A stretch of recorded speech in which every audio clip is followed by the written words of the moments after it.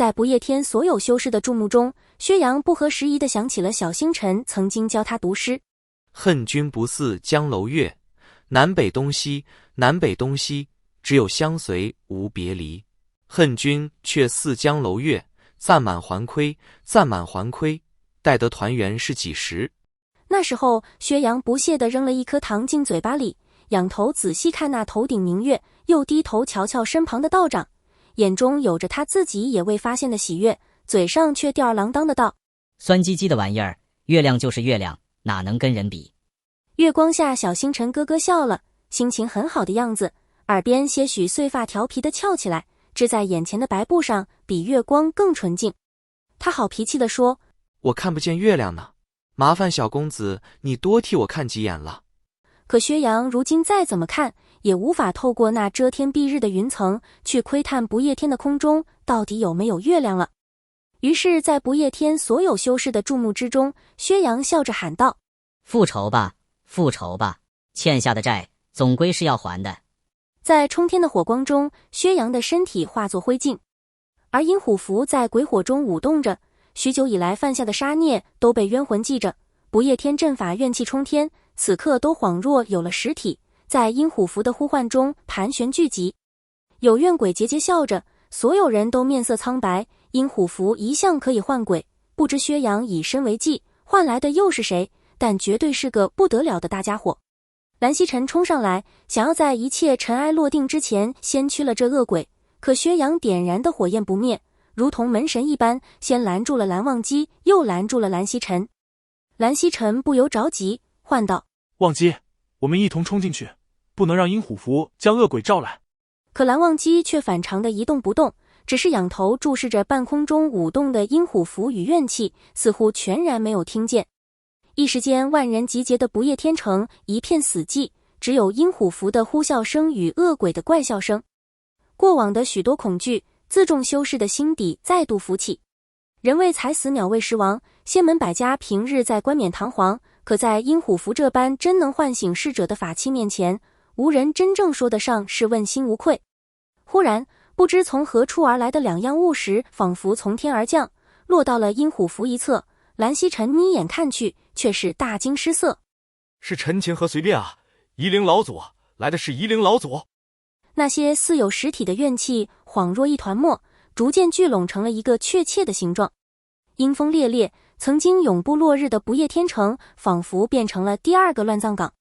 薛洋已经化作齑粉消散于世，阴虎符舞动着嘶吼着，终于不堪重负，崩作碎片，随风而去。而那团墨浮在半空，一个人在天下人的注视中缓缓睁开了眼睛。没上过战场的人很难想象此间氛围，死亡是常事，而活着不过是万中无一的幸运。血液从滚烫变作冰冷，也不过几个呼吸之间。天空大地万物万生都是红色的，平时高风亮节也好，蝇营狗苟也罢，在战场上都是一样的。杀戮不再有罪恶感，人不再是人。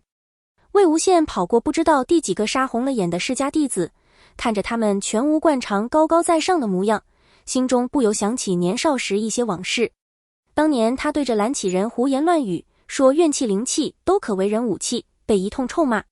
想不到日后一语成谶，更想不到那样义正言辞的蓝启人在战时却也并不反对他使那歪门邪道，而从来一本正经的蓝忘机反而是唯一那个不同意他用那些手段的人。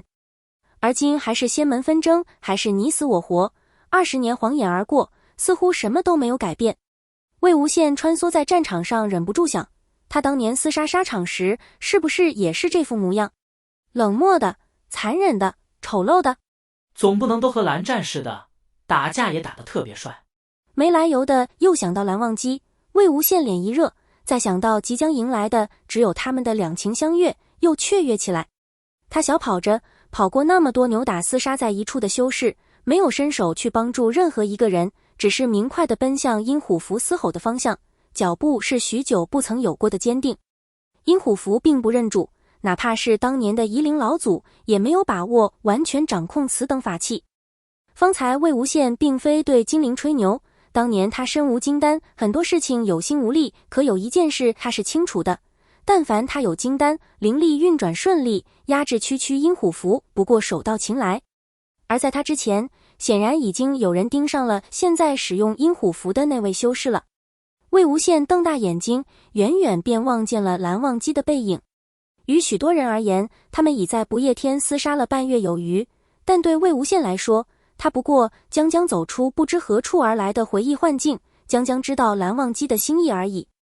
回忆中的触动、悲痛与心动上留在胸膛，甫一看见蓝忘机，魏无羡的脸竟倏地红了。他轻呼一声，连忙找了条战壕躲了起来，拿手疯狂给自己扇着风，满脑子都是方才蓝忘机的背影。自从蓝忘机找到献社的自己以来，对方时常护在自己身前，明明是早就看惯了的背影，可这当口，魏无羡竟不能抑制地害羞起来。他蹲在那儿，呼哧呼哧喘着气，给自己做了好一会儿心理建设，才偷偷摸摸从战壕里探出小半个头，做贼心虚一般的去瞄不远处战斗着的蓝忘机。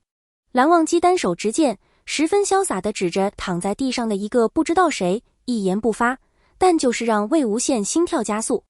魏无羡觉得脑袋晕晕乎乎的，满眼都只剩了那一尊白色身影，一张脸烫得惊人，心跳的咚咚响，震得他整个心房都疼。此刻脑中竟全然忘了什么阴虎符，什么仙门百家，只留下了一个念头：蓝湛可真帅啊！然后魏无羡猛地回过神来，又连忙蹲回了战壕里，瞪着自己的靴子发呆，暗骂自己竟然还是个花痴，以前怎么一点都没展露出来。他呸呸呸几声，大力拍了拍自己的脸，告诫自己：干正事，干正事！解决了阴虎符，蓝湛就解放了一大半，我们两个才能双宿双飞啊！蓝湛都不知道我对他的心意呢，现在可不是花痴的时候。于是他又深吸几口气，再探出战壕，可仍旧无法控制地盯着蓝忘机看，脑子仍旧晕晕的，心下忽然觉得有些不对。自己再花痴，也不至于满脑子只剩一个帅字吧。然而渐渐的，花痴的念头也不见了。十分微小的爆裂声，有什么东西碎了。清风拂来，很是舒适，有种力量在带着他走，视野模糊起来，意识也一并化作一滩水。魏无羡觉得自己似乎在飞，世界很安静，厮杀声都已消失，身体久违的轻盈，仿佛就像许久以前他踏着随便御剑飞行时那般。很热，自子府而来，有啼哭声，然后又变作孩童咯咯的笑。识海中有雷鸣，不久又消散。是怎么了？魏无羡猛然睁开眼睛，但见凄凄惨惨，萧萧瑟瑟，整个世界匍匐在他脚下。随便与陈情就在手旁，乖顺地等候他的差遣。蓝忘机站在地上仰望着他，其后是密密麻麻数不清的修士，无人说话，唯有刻入骨血的恐惧。终于有人吼道：夷陵老祖，来的是夷陵老祖啊！精灵正在努力和他的碎华吵架。